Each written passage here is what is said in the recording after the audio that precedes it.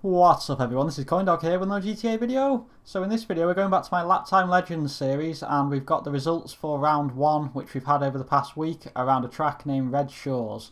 So this video is basically it's a summary of the results and some clips from 6 people that took part. I couldn't fit everyone's clip into the video unfortunately, but in future rounds I will try and pick different people where possible.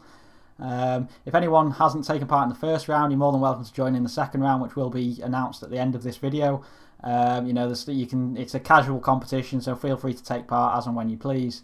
So the round was really quite interesting, to be honest. We had, I think, about 12 or 13 people that decided to take part, which I was a little bit disappointed with, given we had about 28 that had actually registered interest, but there's quite a few people that were on holiday and all those sorts of things. So these things happen at the end of the day, but hopefully some more people will take part in the later rounds.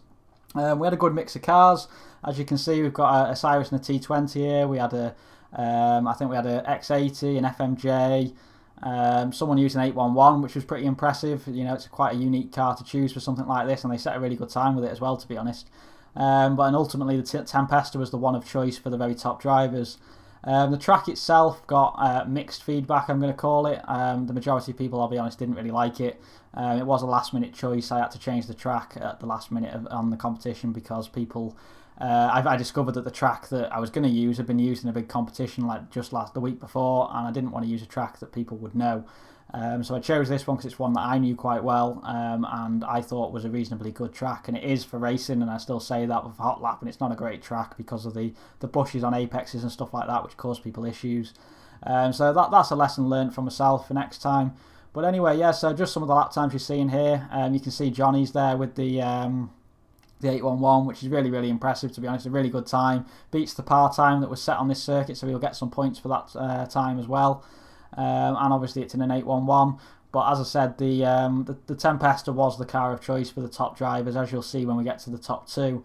But yeah, it was a good competition, to be honest. I've quite enjoyed all the chat on the Discord and all that sort of stuff, and the competitiveness that's been going on with people who have set a lap time and then someone else has beat them, so they've had to go back and do another one. It's been quite good, to be honest. I think it's starting to build quite an interesting community on the Discord channel. So yeah.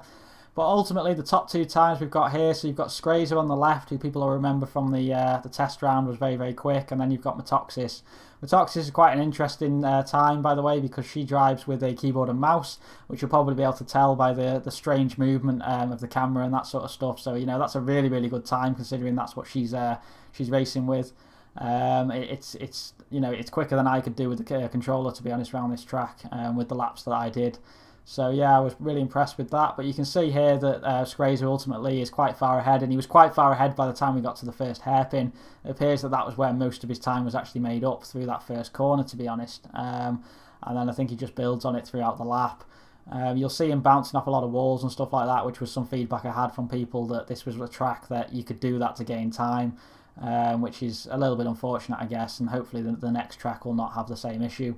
But yeah, really good, to be honest, and I was quite pleased and surprised by how much better people could do than the par time, but it wasn't as good as last time in terms of the improvement, so that was good to see. So you can see here from the table where people have come. So you basically, as for people that don't know, you get half a point for every 100th of a second that you beat the par time, which was a 105.7. So most people did beat that. It was a time that I set that I knew the majority of people would be able to beat, so that was kind of what I was going for.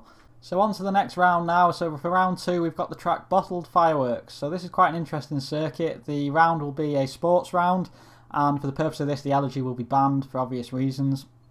So it's quite a straightforward track, but later on in the track there is quite a few corners where you can gain and lose quite a lot of time. So this section here is relatively straightforward. Not really a lot going on here, it's completely flat out in the Feltzer.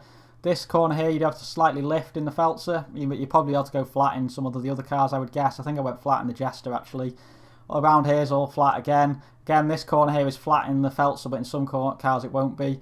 Then you've got a tight hairpin which you can just cut across the grass there. If you get the transition right, you can get a really good takeoff out the corner. I think a mid-drive speed boost will be quite effective there on certain vehicles. Through here, make sure you go wide into this corner so you're on the flat tarmac. Follow the pavement round rather than going on the road is the quickest line I've found. And then the best section of the whole track is this one here, which is completely flat out if you get the line right. And then straight across the line. So if you can put all that together, it should be a relatively straightforward job to get the par time, which is a 57-second lap. That lap you've just watched there, I think, was a 56.6 or something like that.